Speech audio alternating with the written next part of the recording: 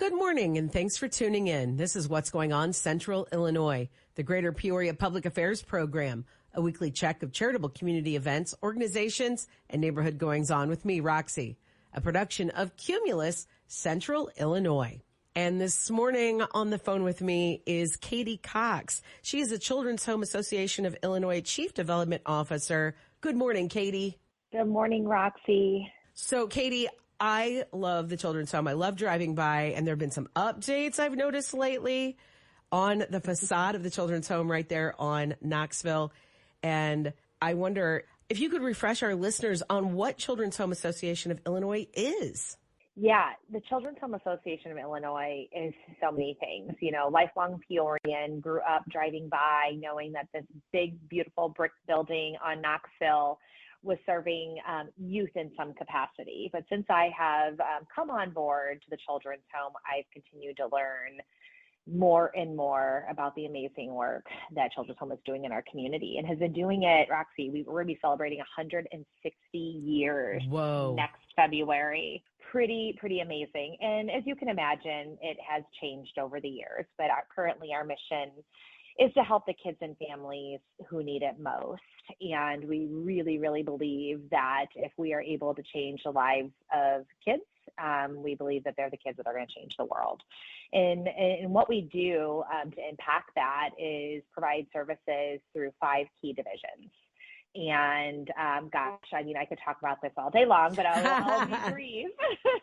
I'll be brief, but we have our behavioral health division, much like it sounds, providing emotional and behavioral support for youth in need. We have a foster care program.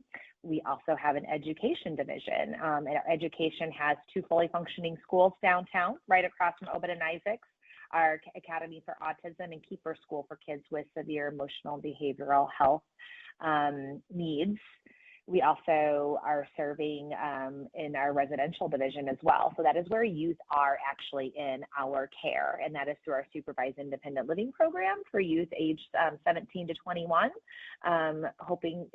We're teaching them, you know, lots of skills that some of them are employed and volunteering and learning how to balance checkbooks, drive, and, you know, potentially could live out on their own. And then also our youth farm campus, which I think a lot of our community is probably familiar and has heard about the youth farm. Oh, yeah. And that is home to 5 cottages of up to 10 youth each. Individuals, basically where traditional foster care is no longer an option.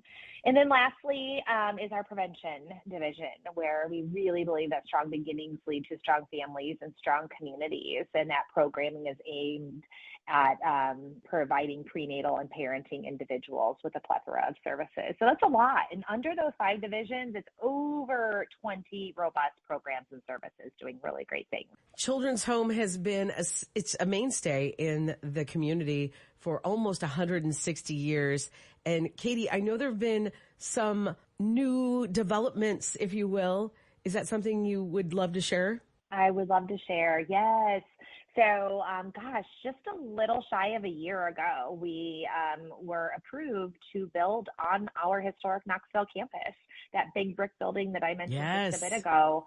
You know, that is our admin building these days. We have over 10 locations and buildings around Central Illinois, but that is basically, you know, our headquarters and where all the operations are going. And what we're going to do is we have the land back there to build 2 new group homes to help expand that supervised independent living program that is one of our in our residential division. And the reason that is important is because there is such a huge need. And one of the many things I love about Children's Home is that we are really listening and understanding and diving into the community need, not just doing what we think we want to do or expand or grow. We do want to do those things. We want to do what we currently do really well, and we want to understand the community and what we need. And we have learned that that population, that kind of 17 to 21, 24 years old, that is those are youth that are aging out of foster care. Mm-hmm. And upwards of 40% of those youth may experience homelessness in their life. And Roxy, I know you're very involved in raising funds and awareness and with various homelessness organizations or organizations targeted at helping the unhoused. It's a huge need, and we want to help. And so building those 2 new group homes behind our Knoxville campus may potentially allow for us to add beds as well, not just to provide new facilities, but to help expand that program. And Katie, I don't care who you are, 17 to 24, that's an age time frame that's hard for everybody. I don't care who you are. You're changing, you're evolving, you're trying to adult, but you're still a kid. So I can't imagine having to do that without a roof over your head. That is something that is just mind-boggling to me. Well, it just gives me goosebumps just listening to you say that, because you're right. I remember being in my early mid-20s and just not understanding life. Right. And it is a very, there's that term quarter life crisis that I still think is prevalent. I think it's a real thing. It's just a struggle period. And then throw in not, having a strong family unit or a roof over your head. I just can't imagine. And so that is very important, especially as we're working primarily, our population is primarily youth. And yes, some of our services expanding, serving those youth families and just families in general. But we don't want that to happen. We want for everybody to have a safe place to go. Absolutely. Katie Cox, she is Chief Development Officer for Children's Home right there on Knoxville. But like you said, Katie, you guys have, is it 10 locations, offices? Yeah, we have a couple of primary campuses, but if we're adding in our youth, our cottages at Youth Farm and our supervised independent living homes, we have over 10 buildings and facilities. But we're just here in Central Illinois. Our primary services serve the Tri-County area, but not exclusively Tri-County. Some of the programs and services ripple out beyond, but we're not affiliated with any other national organizations, but just this amazing resource in, the heart of Illinois, providing stability and creating positive ripple effects for youth and families in Central Illinois. It's all good stuff. Now, I want to get to the holiday drive, but Katie, I know you've got some other stuff you want to chat about. Lay it on us. Yeah, we have celebrated lots this year. One of our other big celebrations was centralizing our behavioral health and prevention services down in the heart of downtown, 311 West John H. Gwen. If the listeners are familiar with the Red Cross building and the Civic Center, we are just right between the two. And what was really important for this is, our behavioral health was previously located out by the airport on our Youth Farm campus, prevention services up in Peoria Heights, accessible, but not as accessible as being right downtown, just blocks away from the CityLink bus route and hub. And so we are just thrilled to bring those resources in, again, to that professional footprint of the heart of downtown and making those resources more accessible to families we serve. That's awesome. Accessibility is something that not everybody thinks of. If you have a car, it's no problem, but not everyone has a mode of transportation like that. So I think that is amazing. And Katie, we're coming up on the Christmas holiday. I can't even believe it. But Children's Home really does it up for the holidays and makes a lot of kiddos' lives a little bit brighter. But they need help. How can our listeners help?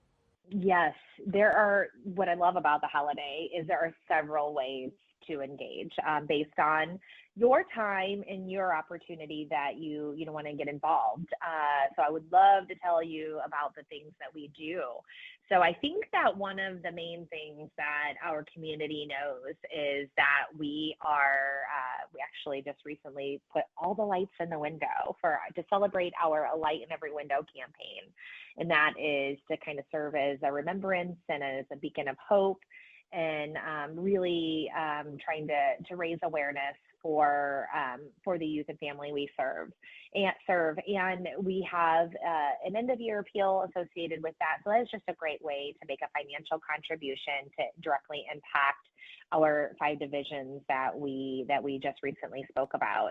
But the other more prominent effort that we have in the holiday season is our wish list campaign. Yes. I mean, it's a great opportunity to shop. And we have 2 ways to do that. You read my mind.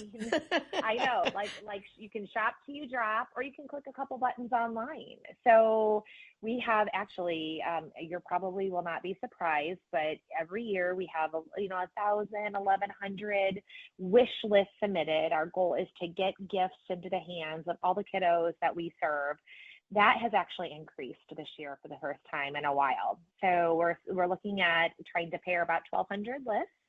And that is where anyone who's listening can say, I would love to shop for a youth or 5 of them or 2 or 3, and go out and shop these wish lists and return the gifts to Children's Home. Our staff then are able to deliver them at the holiday time. But if you're like me, sometimes you don't want to go out in the crowd, and we understand that. Right. That's why we have a Target registry, and you can shop the registry as well. That also, what that allows is youth that come into our care a little bit later, maybe miss that wish list submission. Our staff can just go up and shop Santa's workshop and just put some gifts in a bag, and still all of our clients get great gifts at the holiday.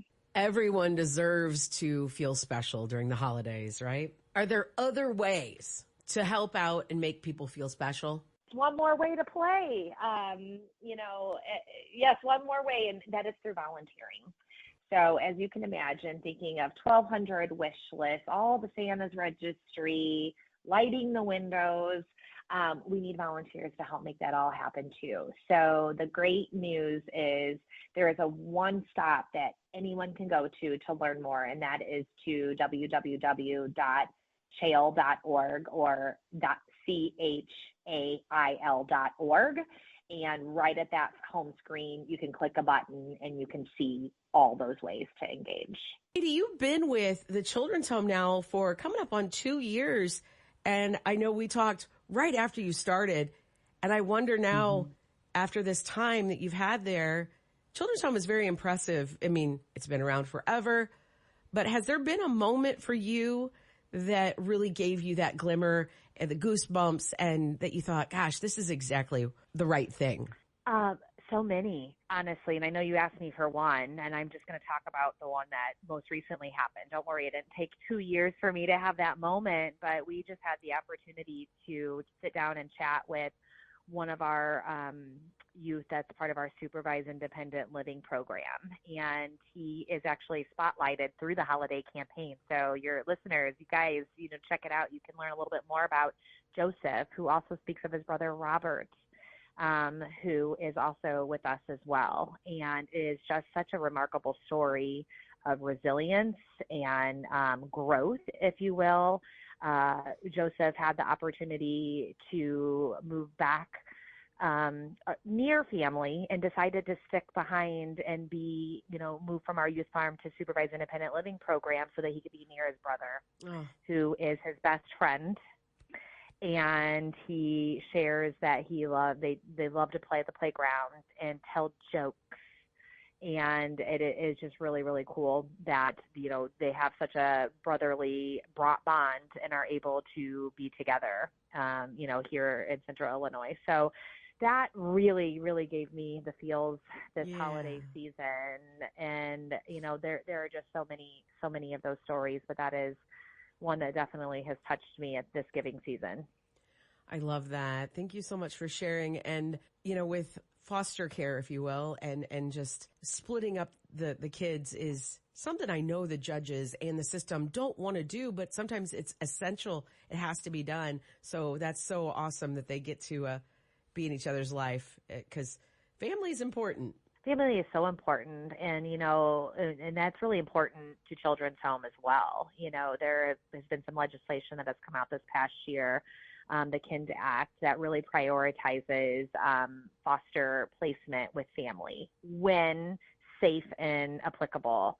And that's something Children's Home has been doing forever is, if we're able to, if we have a youth come into our care and we're able to place them with a family member, there is some familiarity there, and it makes that difficult time for a child maybe a little less stressful. And it doesn't always work that way. It doesn't always work out, but we really, really try to do that. And here, we are with this story about Joseph and his brother is, Joseph making that decision to stay here and be near his brother. So that is really cool too. Yeah, that really says a lot about family and children's home. Katie, thank you so much. Thank you. CHAIL.org. Get all the info on what Katie and I have been talking about. And Katie, I have been lucky enough to stop by and drop off gifts at Children's Home, and it is like Santa's workshop. It's amazing. So much activity, and like you said, the volunteers helping to organize the gifts. It is wild. It fills your soul with happiness, and I look forward to going shopping. Any good excuse to go shopping, Katie? It's like should be an Olympic sport. I would medal. So I cannot wait to grab a gift list or a wish list and fill it out. Yeah. And you can find out all that info on how you can do that. Or you don't have to go shopping like Katie said. You can click away online, CHAIL.org. Katie, what else you got going on at Children's Home? We have some things in queue to celebrate our 160th anniversary. So we are just finalizing a few exciting plans, and I look forward to sharing, that with our community in the next few months to come. But I can say that there will be some exciting new things. I just think it's so important to give our community lots of ways to support. Certainly always, no surprise, financial contributions are always appreciated. But as I mentioned, volunteerism, opportunities to raise awareness as well. And one might even involve climbing Mount Kilimanjaro, but more to come on that. What? Yeah.